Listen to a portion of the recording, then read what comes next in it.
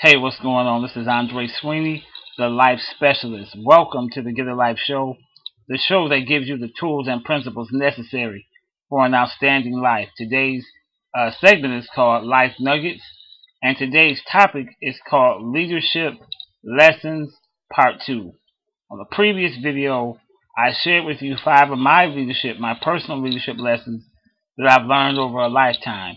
And so today I want to give you the second 5, Leadership Lessons Part 2. Alright, let's jump right in. Number 6, lead from the right motive. Listen, if you're a leader, you have to do it for the right motive. You can't do it because you need people to boost your self-esteem if they follow you. You can't do it because you need your ego stroked. You can't do it for money. You can't do it for any other purpose other than the fact that you believe in that vision and that you want to help those people get there. If you lead from the wrong motive, you will drive into a lake. You will crash the airplane, and you will kill those people that are following you. The motive of a leader is very important, because when the times get hard, when times get rough, it's going to be that motive. Why am I doing this? What is my purpose? Why am I getting out of the bed to talk to these people, to lead these people, to guide these people? Why am I doing what I'm doing? Well, and when times get rough, if you're not leading for the right and correct motive, you will run out of gas. A leader must lead for the right motive. It must be because of the vision and for the people. If it's not for that reason, then stop leading. Number 7, never marry your position. Listen, the only thing in this world that is to death do us part is your marriage to your wife or your husband. You cannot marry your position.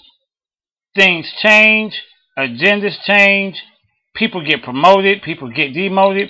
You cannot be so in love with your position that you don't know when it's time to get out, that you don't know when it's time to evolve, when you don't know when it's time to change. You can't be so in love with your leadership position that you forget that this may be a season where I have to do something different. Things may not be working the way that I wanted them to work. I may not be effective like I thought. You have to be willing to change. And if you're married to it, when that change happens, it's going to feel like a divorce. You're going to feel abandoned. You're going to feel like someone cheated on you. No, never marry your position. Number 8, you have to breathe your vision. I want you right now to take a deep breath. Come on. Now, we focus on that deep breath. But normally when we breathe, we don't even think about it. It just happens. And that's the way your vision has to be. Your vision has to be so ingrained in your spirit. You have to know that vision so well. You have to talk about that vision so much. People around you who are following you have to know so much how you feel about your vision that it's like breathing. You do it without even thinking about it. Real leaders breathe their vision. Everybody else knows. You know. You don't have to ask. You don't have to find out what's going on. People know because your vision is coming out of your mouth constantly by what you say and what you do. You have to breathe the vision. Number 8, attitude, attitude, attitude. If you're going to be a leader, your attitude has to be right. I don't care what you do. I don't care what happens. I don't care what falls apart around you. I don't care who leaves you. I don't care who comes, who goes. What come, what may, your attitude is going to take you a long way. When things happen, if you have the right attitude, it can catapult you to success. When things are falling apart and you don't have the answer, that's all right. A good attitude will keep you until you find the answer. When people are being disgruntled, when people are trying to tear down your organization from the inside out, you have to confront the issue. But a good attitude keeps you ahead of the game. Your attitude makes life so much simpler. Your attitude makes going to work and dealing with those hard-headed people so much simpler. Your attitude, even when things are looking down, your attitude keeps you in the game. And it gives you a possibility to come out unscratched. Number 10. This is the last one for today's video. Communication is the lubricant of any organization. You know, anytime you're dealing with moving parts, things start getting squeaky Over some time, things start getting rusty, and when they do, the machine does not operate at maximum efficiency. So what do? You squirt some lubricant in there, some oil, to get those moving parts moving again.